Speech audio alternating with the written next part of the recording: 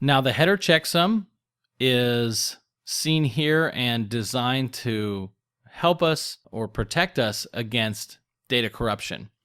And so this is only calculated for the header, and it's calculated in bytes. It's a total of 16 bits long, and the result is the sum of the entire IP header, including the checksum, and that should be 0 if there's no corruption. It's recalculated on a per hop basis, and the TTL decrement at each hop is going to change that checksum, which is why it has to be recalculated at every hop. So let's take a look at how to calculate the checksum.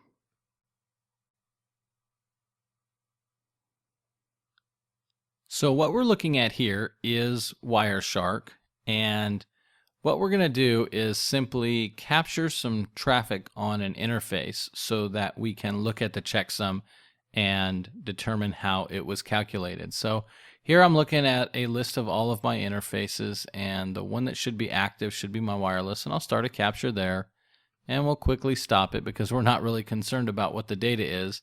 I just want to look at one of these values and specifically get into the IP header. So here we are looking at the IP header, and here is that header checksum field.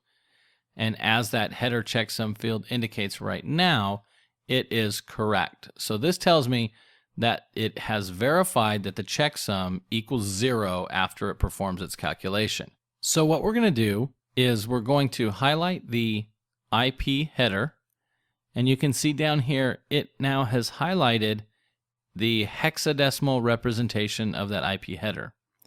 Now what we need to do is add all of these fields together with the checksum value zeroed out, and that checksum value should equal this 0xEDFD.